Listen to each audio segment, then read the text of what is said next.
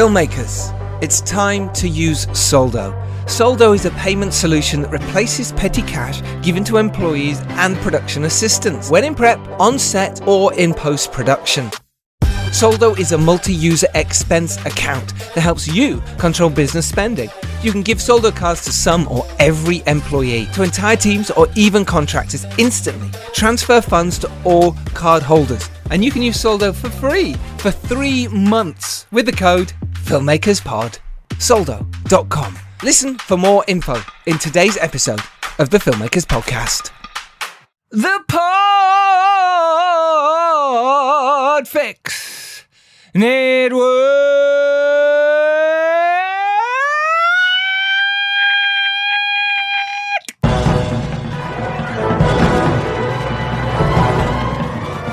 Hello and welcome to episode 272 of the Filmmakers Podcast. This is a podcast where we talk filmmaking, from indie film to studio films and everything in between. How to get them made, how to make them, and how to try not to F it up. In our very, very humble opinion. Thank you so much for tuning in. Thank you so much for clicking play on your podcast devices. Welcome to the Filmmakers Podcast if you are new. If you're a regular listener, thank you. I am Giles Alderson. Joining me as my host today is Phil Hawkins. How you doing, buddy? Hello, I'm good, thank you. It's nice to be back. I've not done one for a while. I don't think I've done one since Christmas. Since the Christmas special. So sorry everyone, I'm back. He's back. On today's episode, our very special guest is the fantastic and actually delightful person as well, wasn't he, Phil? He was great. He was honestly great. He really was. It is Peter Phok. He is the executive producer of Ty West's brand new film, X. It is out now everywhere on streaming devices, but he's also produced, okay, there's a list here. This guy is a legend. He's a cult legend, right? He's made some amazing films.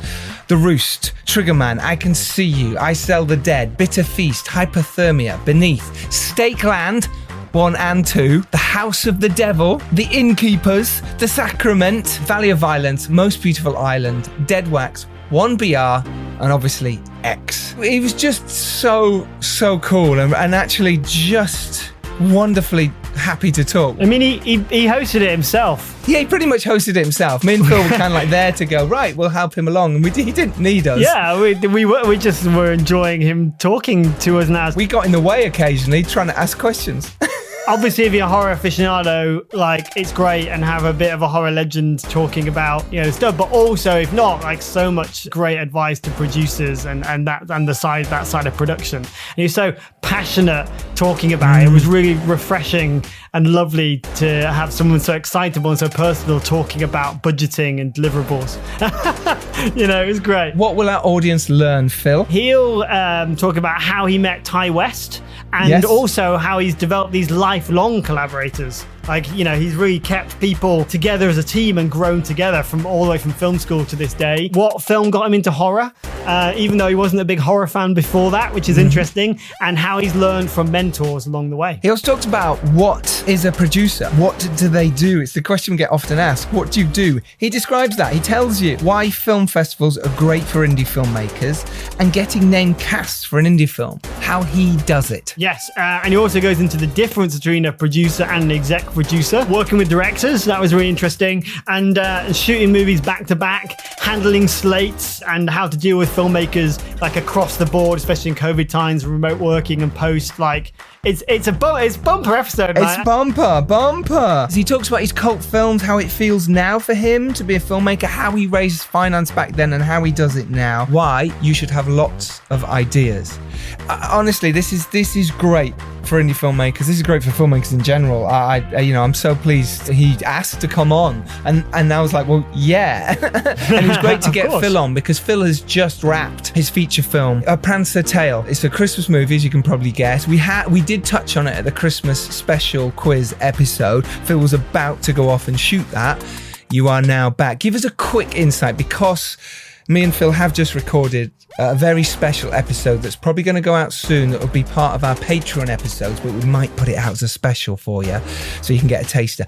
Give us in a few words, Phil, how has that experience been? Wonderful, challenging, and a relief. It's my first studio film, so it's a Universal and Sky movie, which, for me, if anyone's heard me rattle on, making studio film is why I'm here and what I want to do. So that was wonderful to have the opportunity. And, it was 32 days in the snow with a real life reindeer and a 10-year-old lead and an 80-plus-year-old lead, and basically everything they say don't make movies about. And you did it. And we did it. And so, with the chat we did, touched on, directing young performers and how to work with live animals on set and the choice of working with live animal versus CG. And we did a lot on it was funny. We started out as a 5-minute chat and turned into like a 40-minute directing class. Directing sort of mini masterclass. And it was fantastic. So that will be coming out on our Patreon channel, or like I say, I might put it out on our actual channel. But if you want to support the podcast, do go sign up to our Patreon. On the Patreon this week, the extras for you, if you like, that we decide that aren't going to make the episode, but make brilliant bonus content. And that's over on our Patreon page. And on there, Peter talks about his first film and the film Scream and why it's an inspiration. He also tells more behind the scenes tales and stories of his films, of which there are loads, and about the look of his latest film, X, directed by Ty West, obviously. That is all on our Patreon episode. Link to that is in the show notes, but just search Patreon, the Filmmakers podcast, and you'll find it. There's loads of bonus content there for you. Come and join us. Come and join the gang. And I just found out something, Phil. You used to be able to subscribe to the podcast on iTunes. You can't anymore. iTunes have changed it, or Apple have changed it. So now you have to follow. There's a follow button. Yes. Right? I didn't know this until because I was trying to listen to another podcast. They've changed the word and the button. Right? Subscribing is so last year. I think it's the same. It's the same thing, right? It's the same just the thing. Buttons changed. So you've seen. So there's no big subscribe anymore. So it's not easy. There's a plus button top right. So go there, and then you will get this straight into your feed every week. If you're not doing that, do go do it, because then you'll hear more of us amazingness, obviously. So a couple of shout outs before we get to the episode with Peter Phok. We have shout outs to Nikki Stewart Hill. Thank you for getting in touch. Appreciate that a lot. Martin Neely, Simon Cox. He has his Indigo campaign. Simon Cox. Yes, definitely shout out about Simon Cox. Of course. He's got his campaign going now for his latest film of Infinite Worlds, which is doing well. It's just started. Link to that. We'll find it and put it in the show notes. I've still got my mug. I had my mug from the first I've got my mug. It's downstairs. Yeah. Got a mug with Infinite Worlds. If you want your mug too, then go do that. Go support him and try and get his next film made. Elise Finity, she emailed her film The Ones You Didn't Burn. It's absolutely brilliant trailer. I imagine her and a producing partner will be coming on the podcast very soon, but shout outs to you. Thank you for emailing, saying how much you like the podcast. Michael Peace, again, loads of love coming in at the moment for people saying they're really enjoying the episode, so do keep that up. I love it. Honestly, it means a lot to us. And Jason Bullock, shout outs to you. We have more shout outs, but we'll do them next week. For now though, Phil, we should get to the episode because it is so full of amazing knowledge. It's chock full. So we should probably just get to it and save our whittering on for another time. We should. Enjoy. Right?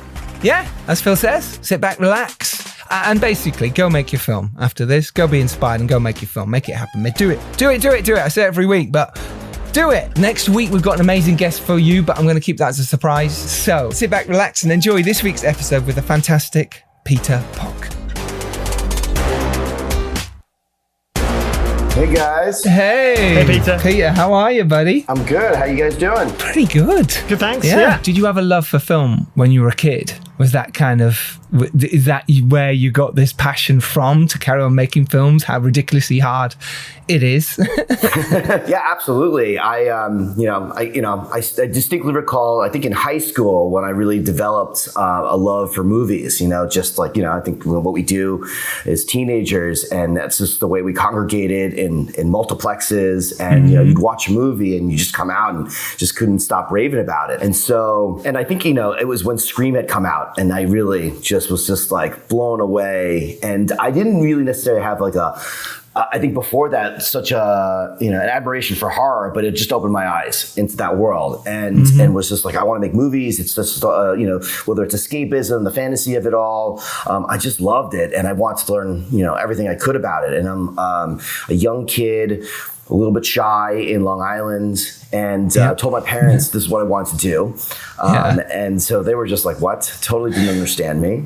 But, I was fortunate that they, supported, whatever ambition I had. And so I got into reading about filmmaking and was fortunate to find a little 2-day film school that was being offered in Manhattan. And I was living in Long Island, so it's probably about 45-minute train ride out to the city. Probably 16-year-old me convinced my parents to pay for this 2-day seminar, but it was such an amazing crash course into like the brass tacks of filmmaking in terms of how to, the gentleman is named Dov Simmons, and he has this 2-day crash course. Dov Simmons. He's got the amazing book. Totally. So this is like how I kind of got into it. And I was young and I'm in there in a room full of adults, and he had this sort of approach. It's like 37 checks that you have to write to make a movie. And that was my crash course into like, how to make a movie. And I came out of those 2 days just inspired and sort of like this confidence of like, I could do this. But there was still a lot more to learn. And then I ended up converting one of my school projects into a short film and just was like, I'm just going to go for it, but that brought me to film school and I applied to School of Visual Arts where I was accepted, and that's where I met Ty. It wasn't until, the 4 years at SVA while I was a directing major, I really thought I would lean into cinematography. I learned all the crafts. School of Visual Arts is a very technical school where we were afforded the Bolex camera almost like our first week of school and shooting on 16 millimeter reversal. So it was an incredible education. And, the most exciting part was just to meet other like-minded people. And that's ultimately where Ty and I bonded. We had, I think our film history freshman year class, everyone in that whole year is in that same class together. So, you kind of recognize people. And we have another collaborator, Sean Reed, who went to school with us, and he acted in a lot of our movies. In The Roost, he's in Triggerman, and he had classes with Ty, and I knew Sean, and that's how Ty and I sort of met initially, and then we kept seeing each other in the editorial days when we were editing our little films on like 16 millimeter and cutting them, and then we just connected. He really brought me into the world of horror. I think like Ty knew horror. He had he grew up with a video store. And was always there checking out the latest, and knew, VHS covers, DVD covers, and I think that's like, in a way, like some of the visual reference I have for movies that I hadn't seen, but I would remember the cover. Yeah, I love that. What I really like about what you're saying there as well is the collaboration.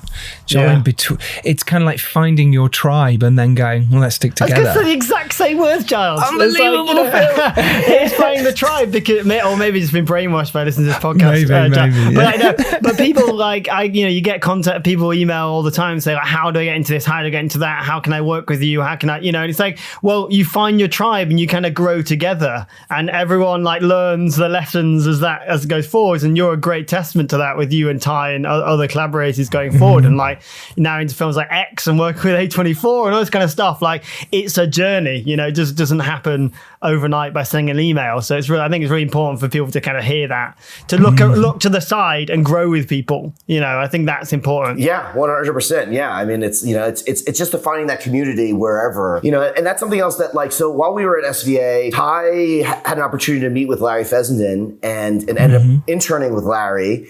Right. And that relationship, kind of evolved, as we graduated. Larry told Ty, like, well, what's stopping you from making a feature? And, if I could help you with a little bit of money, is that what it would take? Yes, please. Absolutely. The first answer. No, yes, actually, please. I don't need the money. It's fine. No, it's fine.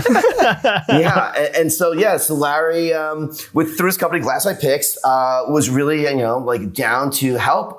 Larry himself as a filmmaker, as a known as an artist of the East Village community in New York City, through his company, helped a lot of emerging filmmakers, and Ty was one of them. And we had graduated in May of 2003, and we're on set on The Roost in October of 2003. Wow. Love that. Obviously, you had the training, in film school, but kind of nothing prepares you for making a feature film. The training that we had in film school is very different from what you learn on set. And I was fortunate to get mentored by a producer that Larry had brought on, Susan Lieber. So I just kind of learned. I mean, she's a New York City independent producer and line producer. And I say line producer because that is the nuts and bolts of filmmaking. They deal with the budget and then the world, of the crew. And I kind of fell into production management on that movie and really learned what that meant, and supporting the crew and what their needs are and anticipating the next day's work. And for each production, I'm always learning. And I think, I was really grateful for all those years, and because it's tough to break in. I mean, it's, there's no secret, and, every path is different, but, I think you just have to have a determination, to keep at it. I don't think I made any money working on that movie, I'll be honest, but that wasn't why I was doing it, No, of course not. Straight out of film school. It's a great credit. It's literally like, let's take the credits, and you surrounding yourself with amazing people. The fact that you got an experienced producer on straight away that you could learn from. Absolutely. Even though at the time you didn't necessarily want to be a production manager necessarily, like you mentioned there how important it was to watch and see the grassroots. Do you think if you'd come in as the producer and there'd been another production manager, you might not have seen that side of it, and you might not have understood some of the roles? Being a production manager, you see a lot, you see a lot of what goes on. The unfiltered view of filmmaking. Do you think that really helped for you to grow as a producer, and you glad it went that way? Yeah, I definitely. I had, the opportunity to PA on a couple of other independent movies prior to getting out of film school. And so I got to sort of be, on set and on independent movies, I think, especially, really ultra low budget independent movies. I mean, you're wearing multiple hats in every role that you're doing. And so, and I just wanted to learn and experience and befriend people. We were on the Roost, we were accompanied by another classmate of ours, Eric Robbins, who's our cinematographer on the Roost, and who goes on to also shoot The Sacrament with us, as well as In a Valley of Violence. And so, I mean, it was just building, this community of people that we just enjoyed, company, and then their artistry and their commitment to the work. Which is great, because you also did other jobs. You were first ADing on projects and you were helping out on other things. But then did you have that hankering to go, no, I want to produce? Because that's exactly kind of what you did moving forward. You were like, no, that's the role I want to do. And it seems that way. Did you really sort of push to say, no, look, I can do this and I will produce? And did that what happened with Trigger Man, that you were like, look, this is what I want to do. Believe in me that I can do this? Yeah. So I think something that's really important that like I realize. So in film school, we had to, certainly at School of Visual Arts, you kind of choose your concentration, and producing wasn't a concentration track. It was like editing, writing, cinematography, directing. And so I was in the directing program, and that builds up into making a thesis film, a final film of all movies that I was really inspired to do. And I was always ambitious. And so I had seen Baz Luhrmann's Moulin Rouge, this, musical. And I thought, I could make a musical. That would be fun. And while I had a good time, there was the challenges because, I don't know how to write music. And I also didn't know how to produce, more importantly. And that's what I'm getting at. Like, making all these short films, we're just kind of scrambling to do it. But like, what does that really mean? And I learned on my thesis how difficult it was to direct without having someone that's focused on creating that environment in order to direct it. And so that is what the producer and the line producer and production manager and an AD create, together. Is all the preparation is that it's done ahead of time, is so that we can be there on set and have those, that precious moment where the director and the actors can really work together with, in unison with the crafts people. So, I mean, like, cut to 2006, when Ty at this point had written The House of the Devil, but the financing hadn't come in for it. So he was getting a little like we had made The Roost and it had been some time, and he was very eager to get back into making something. He had gone to South by Southwest and the Sitges Film Festival with The Roost and met other filmmakers, and they were making their subsequent movies. And so and this is also when DV video cameras start to come out, at the rise of a lot of DV films. And, at that point, it's just a medium in which, you're going to use to capture your story, but it's still about the story. Ty decided that, while, we would, until the opportunity to make House of the Devil comes about, let's make something else. And so he wrote Triggerman, which was an opportunity to write something like, contained and tight. And, went back to Larry and said, Larry, can we make this really, tiny movie and for less money than The Roost? And Larry was like, well, okay, sure. And even at that point, I think Ty, he's wearing his own producer hat in that, like, well, I'm from Delaware, and I have access to, these locations in my hometown and the support that I could have there. And so you read all the books, at that point, we're all aware of Kevin Smith's start, making Clerks and Rebel Without a Crew from Rodriguez. Exactly. So, you know the stories, and you just know that, like, it's not going to just happen unless you just make it happen. And then, so that's what we did. And Ty at that point emailed me, and I was traveling internationally, and I was getting back, and he's like, we're going to make a movie, and this is it. And, and Larry says that you can produce. And I said, okay. And so, it's like, yeah, because the stakes were, low. It weren't a lot of money. I mean, we're talking, I think at the time, maybe $15,000. And then that, when you added post to it, it kind of grew a little bit more, but I mean, it wasn't that much more, and we were able to sell it. And, and it proved, this is when the home video market was still thriving. So you could, we could experiment, and it was a great time to be able to afford this opportunity to go and do it. And perfect for genre as well, and kind of people trying to make the same sort of thing, but maybe a more kind of art house leaned, or maybe kind of an overly ambitious, version of like a sci-fi, whereas to make horror that is like DV, almost direct consumer kind of deal is like a perfect storm, isn't it? Of like people passionate about horror, know the tricks, know what works, and almost go back to the whole VHS kind of feel of making movies. I mean, it's a great genre to be in at that time, Totally. It was flying. How did it feel for you then to go, okay, I'm producing a movie?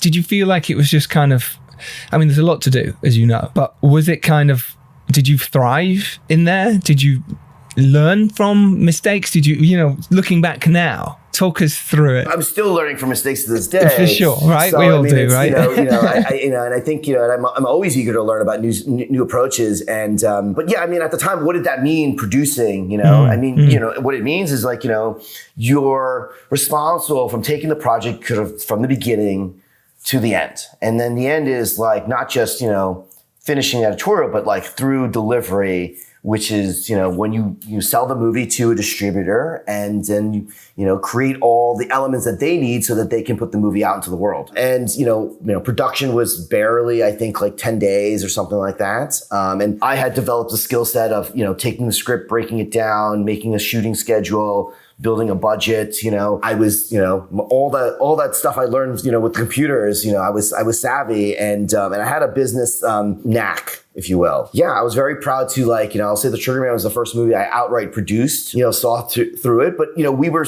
very contained. It was like the crew was Ty and myself and a makeup artist.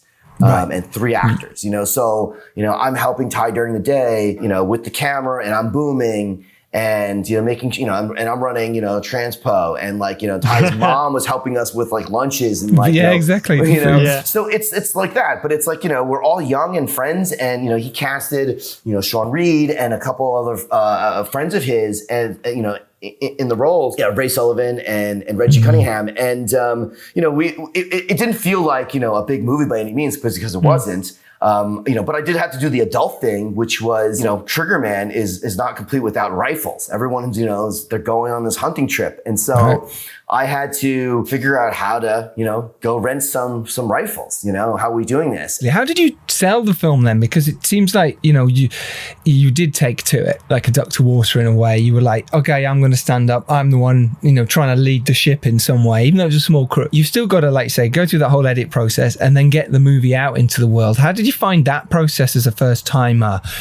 Literally going, please take our movie. Someone please. Obviously, you have Larry on your side, which really helps, I imagine, for that support. But yet you're leading the ship. So how did you navigate those choppy waters? Yeah, I mean, Larry was always there to support, the creative process. Very, he always supported like the filmmaker and creatively where, Ty was going with the movie. At this point, we already made The Roost, like as a community together. So Ty had already been familiar with South by Southwest as a film festival, which invited the Roost. That was the first, festival. And so South by was already like, this is where we should go. Ty had such a great time there. Matt Dentler at the time was running the film festival, who's now an executive over at Apple these days. But Matt has been instrumental into not only supporting our careers and journey as filmmakers, but also many others, including Joe Swanberg, Amy Simons, just name a few other filmmakers. So getting, you send the movie to basically Matt at that point. He's like the head programmer. And then you hope that like he likes it and invites the movie to screen. And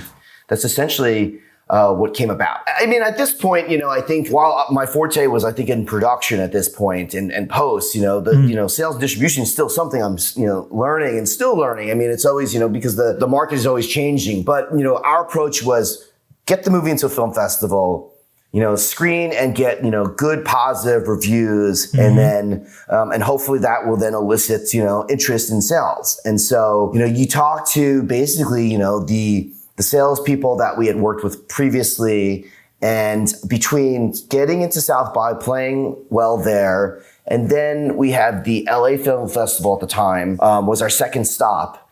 And between those two, we had interest from their screenings at South by. And at this point, Ty's already had made one other movie. So, there's a little bit more visibility out there, especially with the film, I think, in competition. And I mean, South by is a great festival to get, sort of noticed. I mean, like that's the whole, that's the one, isn't it? Especially for genre filmmakers, that's the one we all want. We all crave. Yeah. and so from there, you then, we just follow up on the leads, and then you try to find the, either international sales company or distribution company, the domestic one that, is, kind of like really gets the film and wants to support the film. And then you just go ahead and make a deal and just hope that it works, kind of all works out. Yeah, totally. And that's the thing, when you first start, you kind of hope.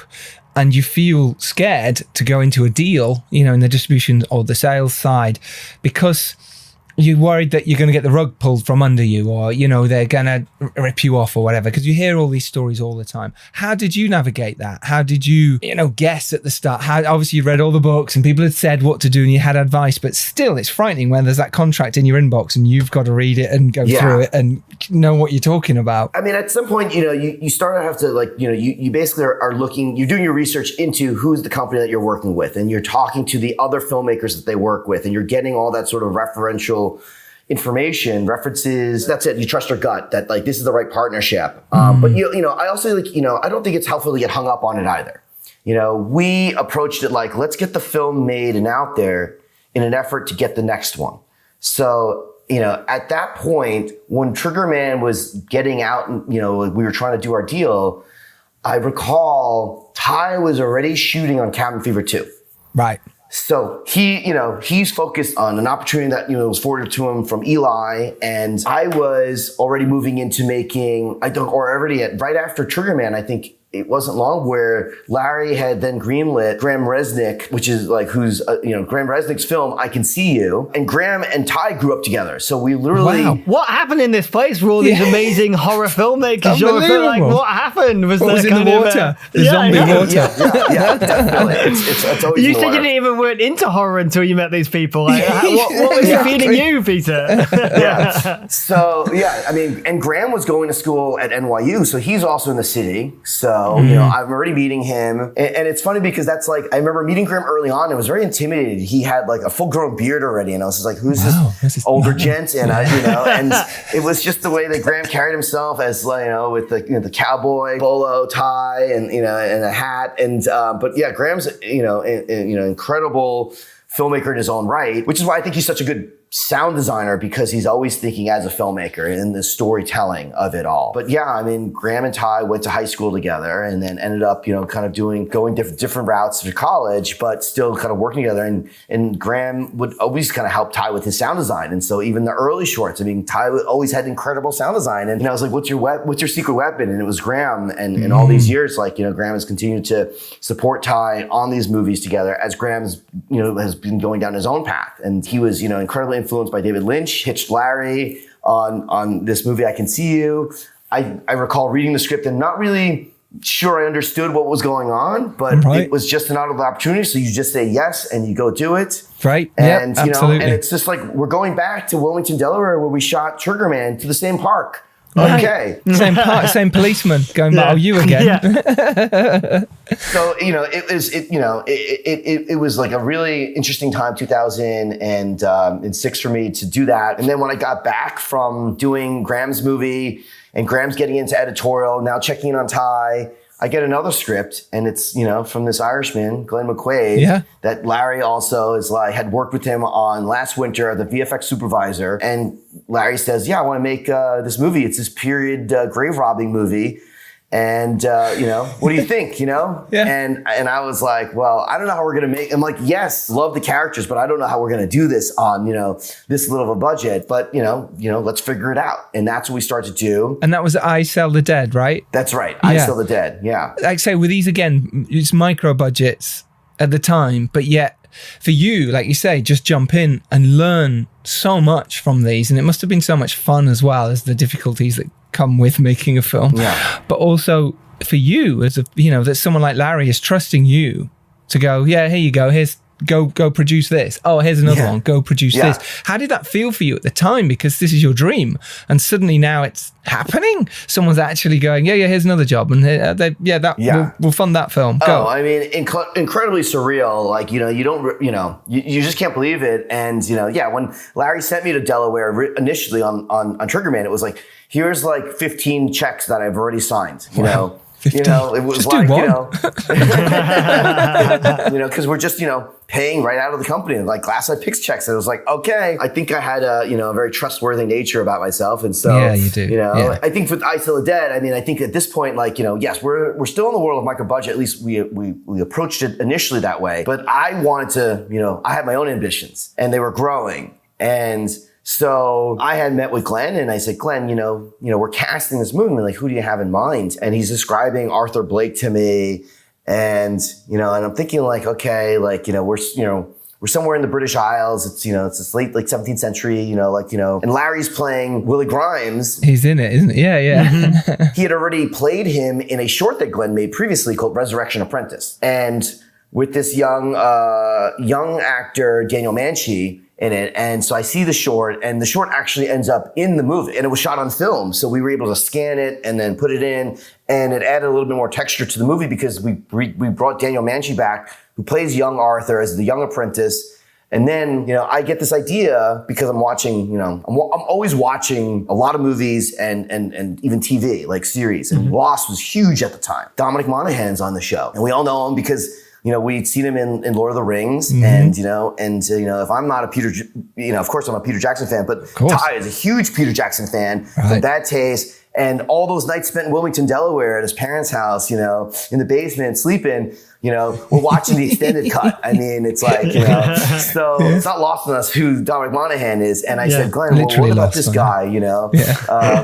You know, what do you think? And I think, you know, Glenn was like, yeah, great. And then Larry teased me for the longest time, you know, my man crush, you know, and I said, watch. And I was bold and got his reps info from like IMDb Pro and just cold called him and pitched him. And I just said, hey, you know, and I'm like, you know, I'm literally like, you know, so nervous, but, you know. Yeah, but what's the worst that can happen? They say no, right? Yeah. You know. And they're asking questions about the financing. And I said, we're working on it. And just, you know, it's like, you know, you talk about gatekeepers, and, you know, there's an assistant, but he did connect me to, you know, his agent. And I said, you know, we got this project, and I think, you know, he'd be incredible for it. You know, like, let me send it to you, you know, and they agreed. And so we put together, you know, a package of like the script, personalized note from Glenn, why, you know, he should do the role. But then we had some other like sort of secret weapons. David Bell, our production designer from The Roost, all the way back from The Roost, is a super talented illustrator. And he had done some sketches on some location photographs that we had taken because, you know, how are we also going to transform New York and Long Island into the British Isles? And so, you know, especially 17th century, like, you know, good luck. So, you know, we had this we had this bar called the Scratcher in the East Village that Larry would go to, and knew the owner. And, you know, it was this like basement bar. And then like, you know, but we took it, and then David had sketched out like, you know, pillars to make it more, you know, Victorian. I think a combination of those, plus Larry had always, you know, kind of made a lot of comic books of his own stuff. And so he had access to artists like Bram Ravel, who did the early rendering for what I Saw the Dead's like comic book ended up becoming. And so we had some of these story bits, you know, so like you're not just getting a script that like nobody wants to read, you know, you're getting visual material with it that invites you into the world. And so when Dom talks about it, he's like, oh, I get this package, and it's like comic books, awesome. And he's flipping through, and then it's, you know, so then he reads it, and it's like, I mean, I couldn't, you know, I'll tell you, it was like getting a call from him from Hawaii like 2 weeks later, you know, and it's him, like, you know, this actor from a show that I'm like a big fan of, you know, calling me and like talking about the movie. He's like, hey, I want to, you know, I want to meet with you guys, you know? Wow. And so it started the journey, and then Larry loves to tell the tale of how I think the Emmys were going on in Los Angeles. And we already cast Ron Perlman in the movie. And which is also an amazing coup as well. I mean, let's not brush over that. Which had to do with, you know, Ron being in Last Winter, Glenn being the visual effects supervisor on that movie where they were shooting in Iceland. So there was FaceTime that Glenn had with Ron and you know, and kind of pitched him. And, you know, and ultimately when it boils down to it, it's only a couple days together. Right? It's, you know, so it's not a huge burden. And, you know, and I think you can get access to more established and more visible talents if you know, condense the time that you need with them, right? So it's not, you know, and so then they're there for, you know, a week, and, you know, you can shoot them out and they're part of the movie. So then we decide to go to LA, and this is like, you know, LA is not something that's like very familiar to me. So it's like a big trip for Glenn and Larry and I to go to LA to go meet with Ron and introduce Ron to Dom, who are also meeting for the first time. You know, we have this dinner, and I mean, the two guys just sort of really connected, hit it off. And then Glenn is such a charming, you know, Irishman with his tail, and, you know, such a lovely guy. So it was just like, the chemistry was there. We just knew that this was going to kind of come to fruition. And it was just a matter of when were we going to do this. And we weren't sure when, you know, Dom would, you know, kind of finish the season on Lost. And if that meant that we could still shoot with Ron, but Ron was up for Hellboy 2. And then, you know, the schedules, you know, you always hear about actors kind of falling out because of scheduling. I mean, it's a real thing. It's a real thing. It's a puzzle. Meanwhile, you're not letting Dom want to spoil Lost for you by going, are you in the show? Are you still? Exactly. I don't want to ask, but are you going to be out anyway? Is it real? And by the way, Dominic Monaghan has been on the podcast, episode 191. For anyone who wants to go find it, he's amazing and funny. Yeah, incredible. Yeah, super supportive and still a fan. I mean, Glenn has written a follow-up to that movie that brings all those characters back in his own, you know, world. So maybe one day we will be back with with the Adventures of Grime and Blake. I love it. Fan mail. Fan mail. Sponsored by Soldo. So Tobias, which famous person wrote to us this week? A bloke called Ethan Hunt wrote to us.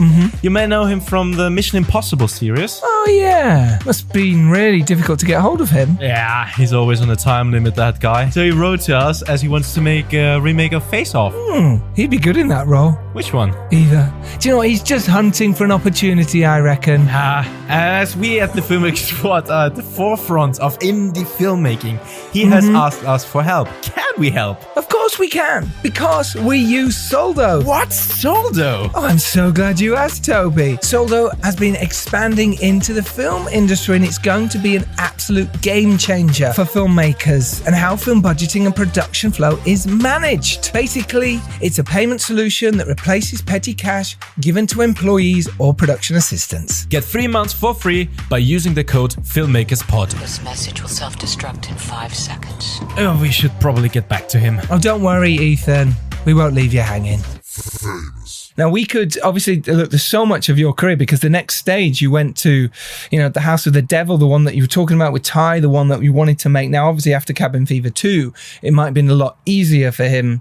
Suddenly, it's like, oh, okay, what else have you got? All right, well, I want to make this that I've been wanting to make for a while. And what's really nice is that you were brought in as well. You know what I mean? It was like, yeah, I'm still here. I'm making movies and you're part of that team.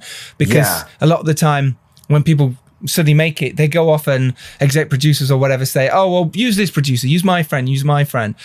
And I love it when teams stick together. And like you say, you're this sort of mini family, you know, that you all found each other. And then now you're back working with Ty again on House of the Devil. Do you want to just talk us a bit through that? I Still the Dead at this point is into post. And now the money showed up for House of the Devil. And then Ty told those producers, like, well, Pete's busy. He's doing I Still the Dead. But then, and I'm like, yeah, let's figure this out. And Larry's a producer on House of the Devil with the other producers that had originally commissioned Ty to write that script. And so, I'm jumping in to, figure out where and how much it's going to cost to make this. And Ty, and at this point, I know, how Ty wants to make the movie. I mean, he wants to shoot on film. And so, at this point, also, I Still the Dead had grown from it's still from micro budget to like sort of an ultra low budget. I mean, we're hitting the 7 figures. And so in terms of budget, so I'm now more confident at commanding, the $1 million budget. And it's like, which is like, from $15,000 to, it's I'm responsible for a lot more money. And now you're taking into account like tax credits and like, how does that work, and learning that. And you just, inform yourself with other people who are more knowledgeable about it. You find the experts, and the resources are out there if you're willing to kind of look. All the payroll companies have tax credit experts that will guide you through, and every town has a film commissioner, or a tax credit administrator who will also walk you through their specific credit, because I'm not, knowledgeable in every one of them, but the ones that are of interest at work, I'm always going to check in to see what the latest is and how it works. But yeah, we get into House of the Devil, which, had its challenges. I think it was like when you're making a movie that the devil, you can't avoid, things that go wrong. And the whole movie shot, on nights, and, we're in Connecticut, which is the first of many movies I go and shooting in Connecticut, because, we stay at a place called the Yankee Peddler Inn while we're making the House of the Devil, which becomes the genesis for the return when Ty makes the Innkeepers, because he's informed by his own experiences, You just shot at the same time, come back, shoot that film, go back, exactly. back to back. Yeah, it was extraordinary to call the hotel and say, hey, remember us, that rowdy group of like young people who just, basically never slept because we're always making the movie. And then we'd come back super rowdy in the morning and then go to sleep during the day and then go back, out to shoot again at night. And they were like, yeah, of course we remember you guys. And we're like, well, we want to come back and make, a haunted hotel movie. What do you think? And the hotel has a lore of already being, inhabited by Mrs. Connolly. They were really delighted to have us back. And, the best part about this is that now, I can treat the whole thing as a location and not like a hotel, And, I'm being more cost efficient. If as a location, I don't have to pay your hotel tax, that you're paying, and so it was just like, this is how we're doing it. And I mean, it was the best commute, you wake up and you go downstairs and you're on set. Saved on that transportation. Yes. Yeah. So, but yeah, I mean, it was, Glasslight Picks was like, I was very grateful to being a part of, this community that Larry had basically built and assembled. And House of the Devil set us up with, Dark Sky Films, NPI Media Group, based out of Orland, Park in Illinois, just outside Chicago. They were very supportive of House of the Devil and then Glasslight Picks. So invested in a multi-picture deal to make more movies. And that's when, and of course, we're heading into a global recession in 2009. So, the opportunity to like have, a couple movies sort of greenlit, and it was strategic where 3 movies, different budget sizes. And we are now looking at figuring out the right filmmaker for those movies and what they want to do. And those movies became Bitter Feast, Hypothermia, and Stakeland. Amazing. And their business model is like it's a slate. So if one of the movies kind of really can perform, it just covers the cost of the whole slate, and that's certainly what came about. So are you execing these now? Is that you're looking after the slate, and are you like still producing? No, I mean I'm still an on the ground physical producer. Yeah, through all those movies, and then get through that. I hadn't worked with Larry as a director at this point yet. So, I mean, to jump ahead, Chiller had given Larry an opportunity, which was a sci-fi sister network, to make a creature feature of his own right, this Fish in a Lake movie. Larry's like, yeah, let's go do it. And I'm like, I don't know how we're going to do this one. This is like... Every time you've said that. A lake, no way. But, trial by fire, but, always proud to get through it, because I think, like that follow through is important, and get through that. And then right after we wrap and Larry goes off into editorial, Ty calls me up and says, hey, like, Eli's working with these financiers and they've agreed to make The Sacrament. So, I need you and Jacob to go meet with them. And Jacob Jafke, who had been on all these movies, from I Sell the Dead as a coordinator, then as a production manager on House of the Devil, and then worked with me on Innkeepers. So, it's like a natural progression. And he came up, and at this point, I think he had already produced another movie on his own right, Sleepwalk with Me. So he took the lead into producing. I was still wrapping up duties on Beneath, then joined him in Georgia, where we were building Father's Compound, Eden Parish, in the Sacrament, and get there and, see that movie sort of unfold. And this time now the movie's even, grown a lot bigger. I mean, the budget is, multi-million-dollar, and we're working with a union crew, so then the experiences of getting informed. Now we have a professional line producer there. And so then you're kind of learning from what, how he approaches it. And this is great. I'm just absorbing more, knowledge. Are you missing not making the sandwiches and holding the boom at this point? Or yeah. Because it's a really beautiful story of like this community that's grown through these budgets and kind of not leaving anyone behind, as Giles kind of said earlier, and things. It's kind of really interesting that you've all grown together, and also taking on all these different roles. Like, he did that thing on that film, and then grew on to this thing. So for you, like, having done all this stuff going forward into these bigger films, like, was there and with bigger partners and things, was there ever a worry that community might break up, or was it just kind of together we're stronger, and that's how we make our films? And Ty is obviously on board with it, and you have your team. And was that ever a worry? I don't think it was a worry. It was nothing. It was just like, I mean, we're all just kind of growing as I think as humans, as adults, Yeah. And so I think, time just informs us all of just where we're at in our lives, and Ty would always say that, like, I think because there's there have been on X, like, collaborators that weren't able to join us, for different reasons. And, at this point, I think that, we're all very understanding of just the circumstances that are. I mean, X is, sort of a miracle in its own right to be made during a pandemic, and, the choice to go to New Zealand meant not everyone could go, but it also meant that the movie could still get made. And, and at the end of the day, it's like, we are all in service of the movie. I think, it's always. like number one is, safety first, movie second.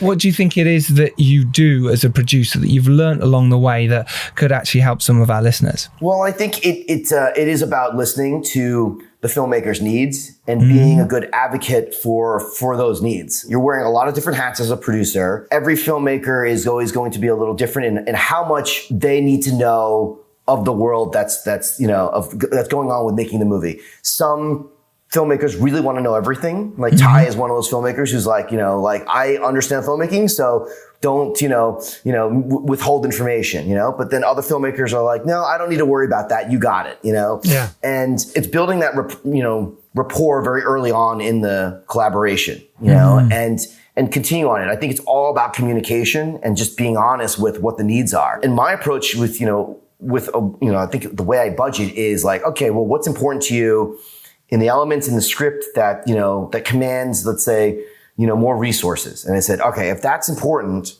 well, that must mean that we must pull back on some other elements. Does that work? So it's like, if you want to shoot on film, let's say, that's a choice. What does that mean? Maybe it means less shooting days. Yes. Yeah. But it's really interesting that it sounds like in everything he talks about, and like, your positivity and enthusiasm for producing is great, and really comes across, is that like you want to say yes. I feel like you're the filmmakers you work with, you're like, what do you need? Okay, I might not be able to give you everything, but you say it's that give and take a little bit. And I feel like for me, that's what makes a great producer, is like someone's not fighting for you straight away. It's like, no, you can't do that. No, you can't do this. No, we can't afford that. It's like, how can we afford that? that. It's interesting on your previous films, you were always started out by saying, I don't know how we're going to do this, but... You know, and that's the key, you know, and that's cool. That's a really nice thing as a filmmaker. It's a really nice thing to hear from producers to go like, I'll try.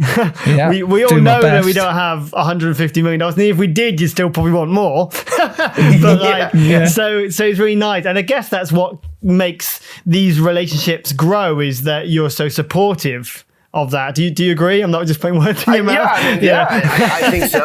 No.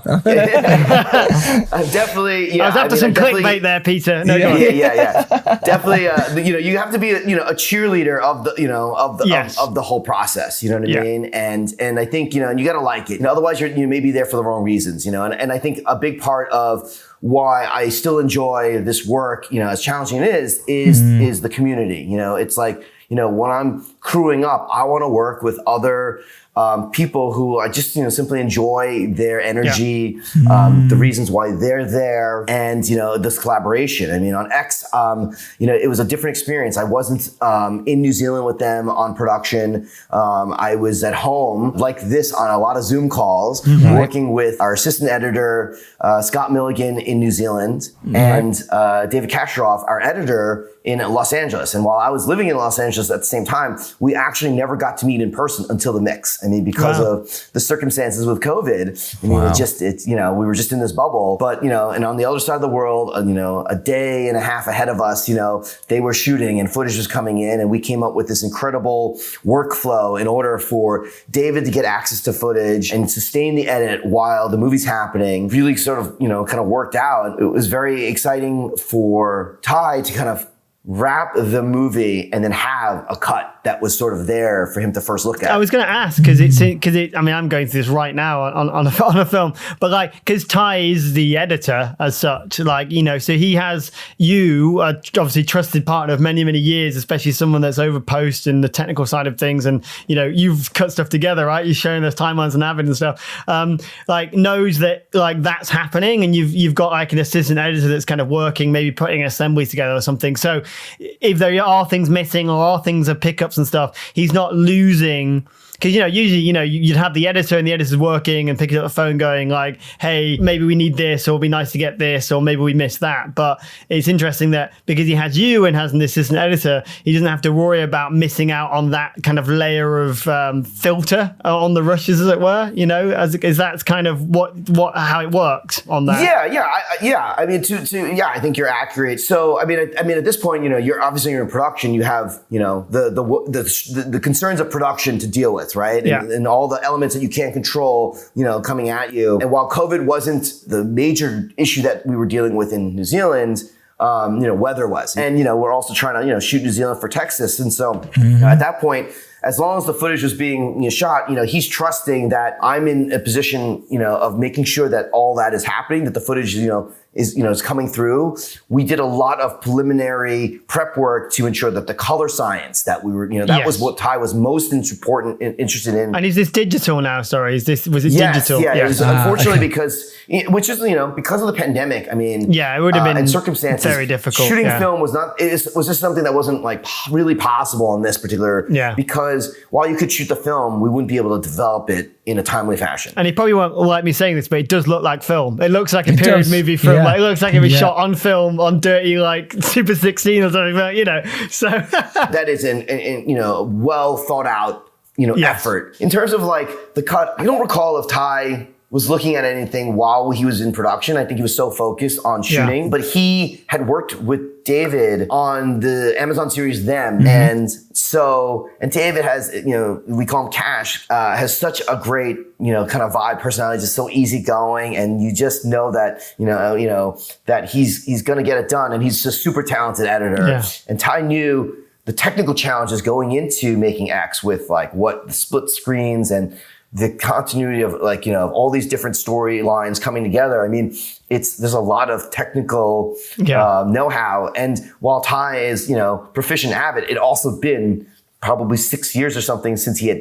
touched the Avid himself. Yeah. Right. Yeah. So I think at that point, he made the decision to kind of work with Cash. And then once we had wrapped on production on X, he was able to then really sit with Cash and work on the movie, throw scenes out, bring some stuff in, rework it. And while this is happening, the prep on Pearl is underway because at this point, Pearl had been greenlit by the studio. So we were going to make it basically back to back and shoot it as soon as and that meant art department had to prep the world and then go back in, which just also meant that X had to then get to a point in the edit to then share with, and then be on a little bit of hiatus as Pearl is then being shot. And then as soon as Pearl wraps, 4 weeks, later. So this is Ty did look at the X cut maybe on the weekends of Pearl, if I but he's in New Zealand and there's not, it's like the focus on making these movies and then the journey to finishing both movies. This is what, is where we're at, So from the producing perspective going into Pearl, it's kind of like, is it, because I don't know much about it. I don't know whether people do know a lot about Pearl because it's kind of a lot on the rats, but is it well, we've got the world, we've got the sets, we've got the thing, is sufficient to go back in, or is it completely different? I think it's, best described as almost in a way like a Roger Corman approach, here's a location that, if you've seen the Pearl teaser at the end of X, then you can see that, we are in Pearl's world many years earlier. And so for us, and this is something that Ty has talked about, was when we built the world in the Sacrament, Father's compound, Eden Parish, that only lived for, 6-7 weeks. And then all of a sudden it went away. And, that's so many resources and, to see it go away was, and so this is something that, in X, the house is there, but the other structures were built. So let's reuse it. And it was cost effective. And, but, more importantly, the Pearl script is incredible. So I'm very excited as we head down the, the world of finishing on that movie and find out when the movie is going to be shared. How amazing. Can you tell us, obviously you've been exec producing for, a good few years as well as then producing separate movies. That's right, yeah. Can you talk about the difference there for you, why you wanted to do that? And also, for our listeners, how to work with an exec, and it's very different to working with a producer. Yeah, I think so. The executive producer is someone involved with the production, but may not be there full time. At least that's what I see it as. It's not always the person that that's bringing the financing, but in many cases in Hollywood it is. Given the career trajectory I've had and the success I've had, there's no shortage of movies that I would love to support. And I think something that's common amongst genre filmmakers is this community of support for one another that still exists. I love going to festivals. Last night in New York, I went to Mike Gingold and Ted Gagan's horror trivia night where loads of people were there having a great good old time. Some of these other titles that were happening at Glass Eye. So at this point, Jen Wexler had basically come to New York, reached out and was like, "I love your movies at Glass Eye." Emailed Larry and I and wanted to learn how we made movies. And, I had responded to her as I had just gotten back from the Sacrament. And that basically turned into her joining us at Glass Eye. Amazing. Amazing. And she started to learn how I post out the movies and then produce them and then built her own confidence to produce a movie, which was, her first movie was Most Beautiful Islands, which also went to South by and then won the Best Narrative Feature Award that year. Yeah, of course it did. So she really got learned about how to make movies at that point. And there I don't want to diminish the role of the producer at that point. So I'm not going to take a producer credit and take that away. And so I'm happy to be an EP because I'm not dealing with it on a full time, and especially on these sort of lower micro budget movies. It's like if we do make a fee, it's not much. And so, and so understandably, I'm jumping on these movies and kind of just supporting the people that I believe in the way that I can. Like another title that I'm really proud of and proud to jump on board, after that, is also Like Me, that Jen goes on to produce around Mockler. And then when I got to LA, it's so a funny story. It's met a guy at a bar and he's like, "Oh, I just made my first horror movie, cool. What do you do?" And had no idea who. I love that. What do do you do? And I was, I know some stuff about horror movies and being very... I've watched a few. He's Googled you. You're the mark at this point. It's like, that's Peter over there at the... he was the policeman. At the bar. From the park. Lo and behold, I was, I kind of enjoyed his, camaraderie, and I was like, let me take a look. He's like, we haven't gone to any festivals yet. We're sort of finishing posts, and they said, perfect. All right, well, I'll take a look, and I was open to checking it out. Like, oh, what am I getting into? Here we go. Exactly. And I watched the movie, and I was like, oh my god, the movie, the movie like really sustained me, and the ending was just phenomenal for me. And I was like, man, I really like this. And I was like walking around my neighborhood, and I was like really feeling like, whoa, impacted by the movie. Yeah. And the movie's 1BR. It's David Murmer's 1BR. Right? Yeah. Yeah. I mean, that movie's already locked by the time I see it. So I mean, that's the movie that gets out there, and I'm like, well, I'm happy to champion this movie. And even before they invited me on officially as an EP, I was happy to send a note to Fantasia Film Festival, Mitch Davis, head programmer there, who was delighted to hear from me and said that the movie had already been on a short list, and so they were already considering it. But my little bit of kind of push, certainly helped them make a decision to invite the film. And I was then informing the producers who just started their new company. Their background was in movie testing for the studios for many years, which is its own sort of like science, very different approach. And so I was able to guide these younger filmmakers into the world of film festivals, sales, and distribution, and help not only get the film out into the festival circuit, but also into the hands of Dark Sky, who ended up picking up the film and taking the film out. And then later, because of the positivity from the reviews, Netflix ended up picking up the movie and putting it up on their window, and then it popped to #1 in the first week that it came out. I mean, it was really exciting for a really tiny movie. Yeah. Were you the guy that was the sent them the email with the PDF of deliverables list and said, guys, this is what you got to now tackle? the dreaded list of deliverables. Yes. Yeah. Well, I'm the guy that's like, where's that list of deliverables from day one? Because I want to budget those deliverables. I mean, let me tell you, deliverables have changed over the years, and in ways it's gotten easier, and also, delivering for A24. I mean, it was the biggest list I'd ever seen. And it really? Yeah. What more did they want? I mean, they need the PG-13 cut. Nothing like that. I mean, it's like and they're very, very filmmaker friendly. I mean, even down to I think hearing for the deaf or the impaired in terms of what's on screen. I mean, they literally asked Ty, like, do you want the music lyrics to come up? Which I thought was an extraordinary question to ask the filmmaker, and that's how much care was going into it. But now when we were dealing with a studio that's delivering on a bigger scale, the world of Dolby and Dolby Atmos, Dolby Vision. I mean, it's just there's so many different flavors, and then you're also delivering a theatrical version for the DCP. You're delivering a home video version with a near field mix, the different flavors of all the audio, 7151, 20. You love this stuff, Peter. You love it. You love it. You love it, Peter. Which we love, absolutely love. In terms of like, back when you first started and the finance was, okay, maybe, 15 grand, like you said, and then it went up and up and up. How is it now for you to finance a film? Obviously, you've got your name behind it. You've got Ty West's name or, whoever else is, you are now names in the industry. Has it, I imagine it has, you're getting A24 on. How does it work now when you're financing a movie? Do you get the script from Ty? Let's use Ty as an example. And then do you put it out and go, who wants to put money into this? If you don't mind talking us through how it works now for you compared, and just run us through which you prefer. The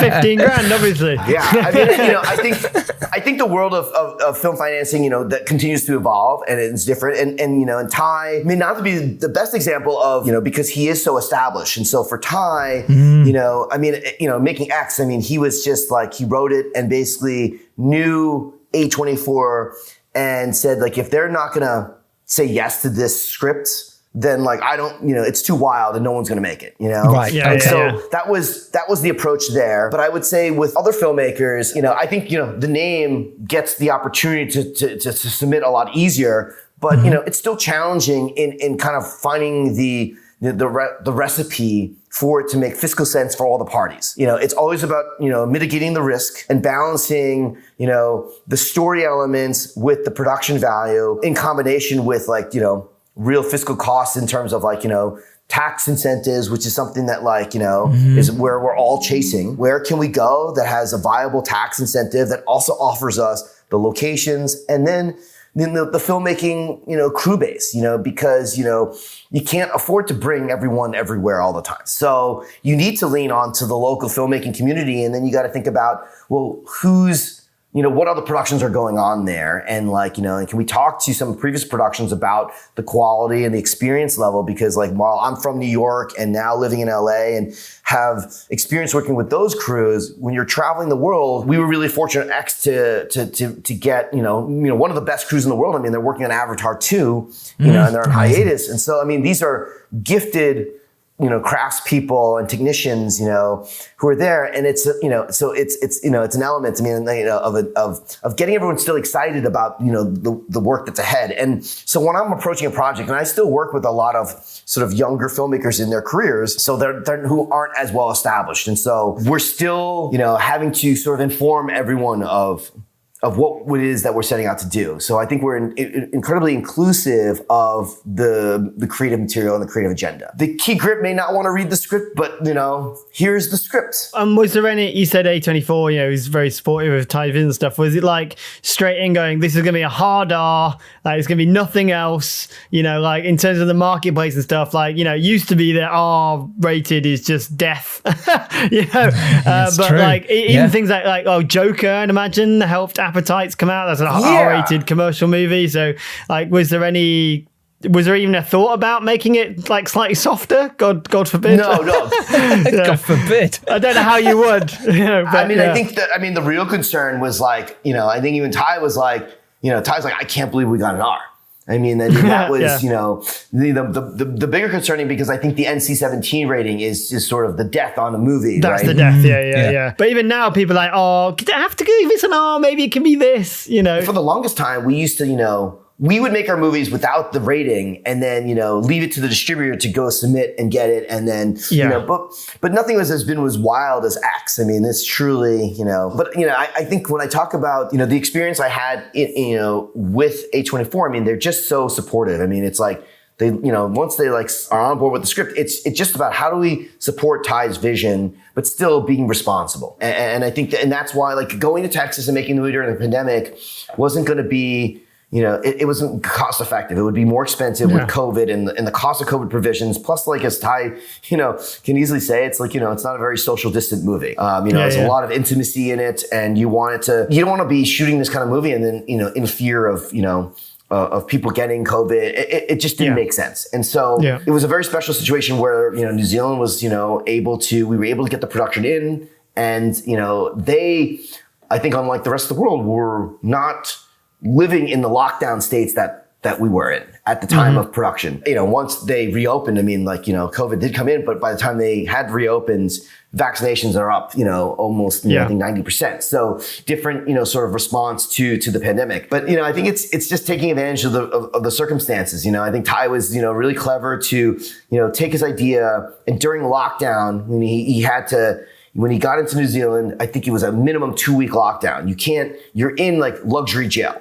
You're in the hotel, you're given hours of yard time, outdoor time, meals are brought over to you. So, but you're on Zooms and stuff. And so, the sets were sort of kind of moving forward. So at that point, what can he control? It's just, the time that he has there. And so he wrote the script for Pearl in that. Brilliant. Quarantine period. And then once it exists, that's the other thing. It's an idea isn't anything until it's a script, and then it becomes more tangible. And so, when I'm trying to put a package together for a movie, I need the script. And then going all the way back to I Still the Dead, that lesson I learned when getting Dominic, it's the more materials that you can put, to convince people, and it doesn't matter how many no's that you get, it's the one yes that matters. Some movies take an incredibly long time to put together, and other movies can kind of come just, effortlessly and because of the timing. And, and so sometimes it's like, I guess advice to filmmakers is like, have a lot of ideas, a lot of irons in the fire,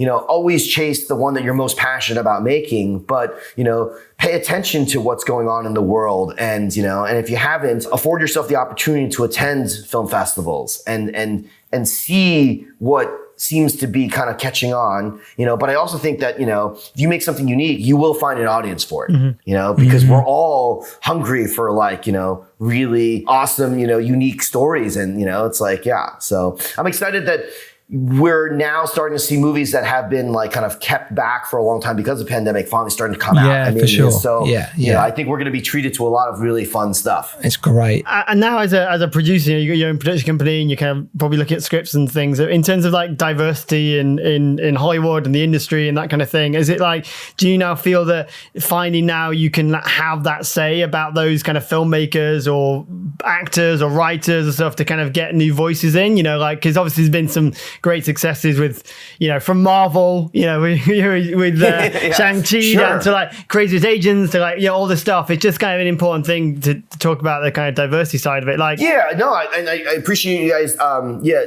recognizing that. It's something that I've always have talked about and probably in my own way pushed and encouraged. But I think now, especially like, with the recent, like, certainly in America, like, this sort of like, we're trying to stop the hate, amongst the Asian community, I'm from New York, it's so diverse here. And so it's so bizarre for me that, there's this kind of divide. I'm in Los Angeles, I run a production company and we do a lot of, commercial content as well. I love, changing up and always encourage, department heads to bring in women, people of color, like, let's, because like, I think, that's just going to give us opportunity for, more fresh ideas. But now I'm in a position to start to kind of like, look for that and command for that, in front of camera as well. Yeah.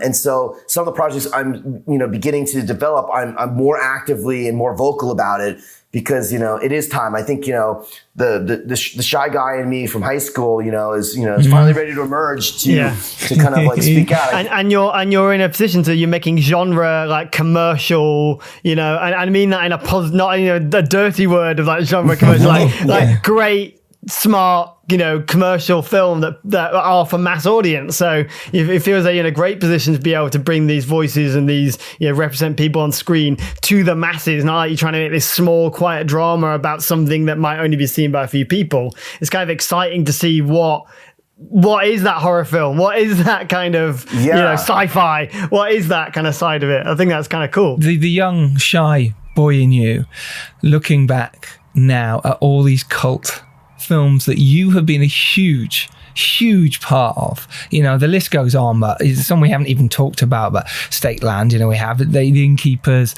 The House of the Devil, these are films that for me and Phil and for so many filmmakers listening, like hugely inspired by, and it's one of the, they're cult incredible movies. And I suppose it's just really nice to sort of, you should be very proud of where you're at. You should be incredibly, pleased with what you've done. And I know it's so hard, the filmmaking world, but, it really is an honor to chat to someone like yourself who has done this and has given your time here to chat about filmmaking, to give the advice back. And it's so important. But I suppose I wanted to ask that now, how does it feel to be, part of this wonderful, stream of movies you've made? And still making. I mean, well, I think being in New York for this MoMA retrospective has been a real good time for me to reflect. And it was a big reason why I came over here and I sat through the movies, and it's been really fun to rewatch and kind of, because I think, life, is always moving forward. Right. And, and what I think we're just, this is just the beginning of what, the next, what the future of what filmmaking and distribution and consumption all look like as, we enter into the world of metaverse. And, but taking the time, it is incredibly rewarding and, I'm very proud. And I do appreciate that, this community, because, it's, unlike I think other movies, like I don't think they are as lucky to get the annual sort of, revisit because, every Halloween it's like, all the titles like kind of pop up in my life, and I'm like, oh yeah, and, it's a reminder of like, time well spent, I'll say that. Amazing. Yeah. Honestly, huge congratulations. Thank you so much for giving so much amazing advice. Peter Phok, thank you so much. Honestly, this has been incredible. X is out now in cinemas. Go seek it out. It will be on demand very soon as well on your streaming platforms. We will send links to that very soon. But for now, go catch it in cinemas all around the world. Go do it. Thank you again. Honestly, this has been amazing. You can go make your indie film. You can do it just as Peter has done. You can build up a career. You can make things happen. You can make cult films, and you can keep doing it and delving a path for future filmmakers as well. And if you're lucky enough to rise up and do well, it is your duty, Phil, to send the elevator back down. But Peter basically gets everyone in the elevator and just sends them up at the same time. So like, he's changing the metaphor slightly, but yeah, it's cool. He is, but we love it. Again, thank you again, Peter. Thank you so much for your time. Can people find you on the socials, by the way, and say hello and say thank you for your time? Absolutely, yeah, for sure. I'm on Instagram, and I'm not the most active on Twitter, but you can get at me and just at Peter Phok. We will put a link to that in the show notes as well. Link to everything we've talked about should be in the show notes. If not, harass us. Thank you. That's what we do this for. Take care, everyone. We will see you next Tuesday, as always. Thanks, Phil, by the way. Thank you for joining us today. No worries. Absolute pleasure. Take care, Peter. Thank you guys so much. It's been a blast. Really enjoyed revisiting all these movies with you, and really appreciate your podcast. Excellent. Woohoo! Thank you, buddy. Cheers, everyone. Bye. Bye.